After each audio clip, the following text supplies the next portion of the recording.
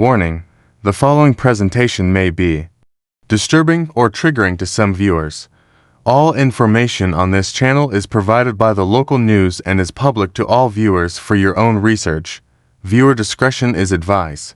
The sight of inconsolable grief after the death of a young boy well known and well loved in his community. 2 people shot and killed, another injured, and a family member facing first-degree murder charges.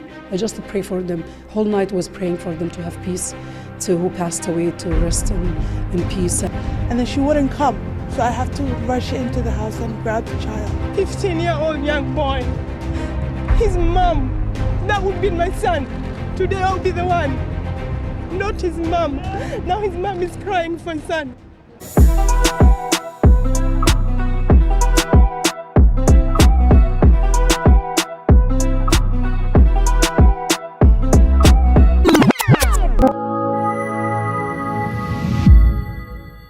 Wagwan, everybody. Welcome to our next episode of Talk the Things podcast. Welcome to part 2 of our Regent Park episode. Like I told you guys in part 1 that it was way too many cases. I think we did 6 or 7 cases in part 1 and we're doing the next 7 cases now. So this video might be a little bit longer as well, but let's just get straight into all of the cases. So starting off with case number 1, we're going to be talking about a person that went by the name of Mai Bishop-Jackson. Now he was a young person, only 15 years old at the time of this case. Now one thing I realized yesterday when I was doing these cases and I was talking about people and I was saying, oh, you know, they were 15, they were a young person.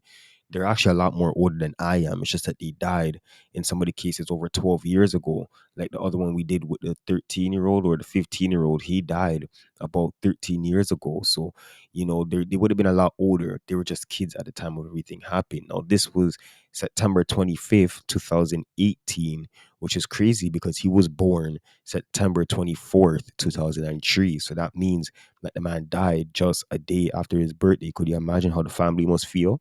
Anyway, around 4:29 p.m., police got called to 230 Sackville Street. And I want to read you guys now a little news article, and they're going to be explaining exactly what it is that happened. It says, on September 25th, 2018, around 4:19 p.m., police responded to a shooting at 230 Sackville Street.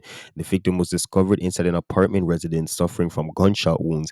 Despite life-saving efforts by emergency personnel, the victim was pronounced dead at the scene. A last thing I wanted to point out that I've seen a couple people commenting under the last part 1 video is that, oh, how you from Toronto and you don't know the street names? How can you not pronounce these names? First of fucking all, Toronto has 11,000 streets. So 11,000 street names or over 11,000 street names. I come from Little Scarborough on the East End. When I tell you guys that we never went downtown for no reason. We never went downtown or to some parts of the West for no reason. We never had to, you know what I mean? So I don't know the fucking names of the streets them in downtown. You don't have to be a Torontonian to know every single street in the city. Like, to have a thought like that is just so unrealistic, because I know that there's enough people who come from downtown. If I ask them some Scarborough street names, they won't know them, or they won't know how to pronounce them the first time seeing them. So don't come to me with foolishness in the comment section talking about how you can't pronounce. You guys can see that I can clearly fucking read. It's not like as if I can't read. It's just some of the street names I never grew up around. I've never seen them before, and I don't know how to pronounce them. All you have to do is help me correct them, and we move on. But there's people I realize in the comment section that just keep going on and on about this. Like, who the fuck cares? Now, this case with Mai was a big case. A lot of people were talking about this because of how young he was. Not just that, but because he was a person in the community that enough people knew. A lot of people knew this kid and said that for the most part, he wasn't involved in nothing where they can think, you know, that this should have came from it, that this happened because of anything he was involved with. I want to play you guys a news video so you guys can hear what the community has to say, how they feel about this whole situation. I don't know if his family was saying much in it, but I'm going to play you guys that so you guys can hear, and then we will come back with our next case. In front of the memorial, and there are a lot of people who have come here to gather. We've got a number of items that have been dropped off here. We've got cards, we have got a basketball with a nickname for Mai, which was MJ. And a lot of the residents that we've been talking to throughout the day say that they are angry, they are frustrated, they are sad, and they want some answers. The The sight of inconsolable grief after the death of a young boy well known and well loved in his community. Mai Bishop-Jackson, who just days ago celebrated his 15th birthday, was gunned down Tuesday afternoon. The violence needs to end. Like, I'm so sick and tired of every day on the news someone's shot or someone's killed or someone's doing this. The shooting happened inside this building at 230 Sackville. This woman's son dialed police. A boy died here. We are our kids are dying every single day. I just got a call, my daughter calling me, Mom, come home, something happened. I couldn't go even inside the house. I was beside myself. Then I hear somebody died. A young boy who I know died in my house, in my living room. Friends knew the teen as MJ and say he loved basketball and would often spend time here at the Regent Park Community Center, a place residents say is now off limits because it's become temporary housing for tenants displaced by the August fire at 650 Parliament. We understand they have a problem. They need to accommodate, but they need to find somewhere else that they need to accommodate the families. We are tired of losing our younger person. More distance, like 1 month, 2 months, it will be very hard to bring them back. The solution is not, let's also pick another community that needs a lot of help and displace their kids. Some residents say resolving the gun violence should be about more than just bans or restrictions on firearms. And the root of the issues are ensuring that there are durable and fundamental programs in the community that can make these kids successful. While the search for a long-term solution continues, the community of Regent Park says goodbye to one of its sons. 15-year-old young boy. His mom, that would be my son. Today I'll be the one, not his mom. Now his mom is crying for his son. Forensic. All right, you guys just heard that. So now moving on to the next case where we don't have much information on. Like I always tell you guys in TTC series, sometimes there's just not much information on some of the cases that we talk about. But this person was named Nicholas Yombo. He was 18 at the time of this case that happened back on November 29, 2010. And it just states that on Monday, November 29, 2010, around 2:15 p.m., police responded to a shooting in the area of River Street and Dundas Street East. The victim was discovered inside of a residence suffering from gunshot wounds. And despite life-saving efforts by emergency personnel, the victim was pronounced dead at the scene. So once again, not much information on this case, but that's all we have in regards to Nicholas Yombo. Now, talking about the next case where we have a little bit more information on. This is a girl. We're going to be talking about a person that went by the name of Natasha Perez. Now, this happened on Saturday, April 6, 2013. And this happened in an apartment at 220 Oak Street. Now, it doesn't specify who made the call, but it says right before 6 a.m., police got a 911 call and winded up going to the apartment that she was in, where they found her dead with a hole in her neck.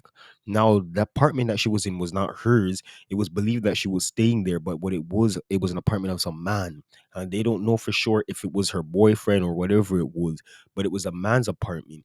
Now, it might lead some people to think that she was maybe working, or you know what I mean when I say that. And this was not her boyfriend, but just that guy. Can't be too sure. We don't know even what happened, what it was, but it came out later on after police did their thing that the man, and we're not going to call his name, we're just going to call him B. B even got charged for her murder because the man stabbed her up in her neck and killed her. You know, she was in the apartment. And we don't even know who called 911. The news article doesn't state that. But I find it kind of weird because it was like, then who called the police? Was it him that called the police and tried to move like as if he didn't know what going? Or did somebody else come in the house and find and call the police? Like, how did all this work? I don't know. Not sure. News doesn't too specify. But let's just move on to the next case. Now, we're going to be talking about a person that went by the name of Ahmed Yakun.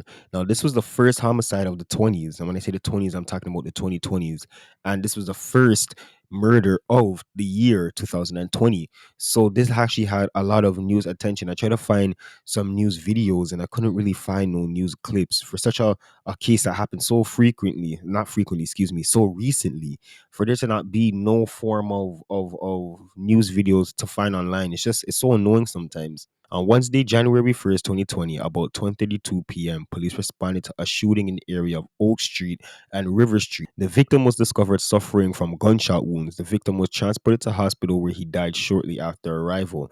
Some news articles say that he died after staying at the hospital all night, so I'm not sure. Another person was also discovered at the same location suffering from serious injuries. This person was treated by emergency personnel and is expected to survive his injuries. Now, this was a young person. This person was only 21 years old. And, when I'm looking through online, looking through wherever, I can't necessarily see he was involved with anything or what it would have that would have caused this. It looks like he was just in his car and man them pull up either in a next car or walked up to the car, which I don't think they did. Look at the man them pull up in a car, shoot up the car and drive off. And one of the people them got away. So we don't know if it was a targeted act, if the next man was supposed to dead too. Not too sure. I want to move on to the last case that we have. And unfortunately, it's the next case where there's not much information. There's just the facts of what happened on the day of his murder. We're going to be talking about a person I want by the name of, I hope I'm saying this right, QuiC Blair, who was 20 years old at the time of his murder on November 13, 2017.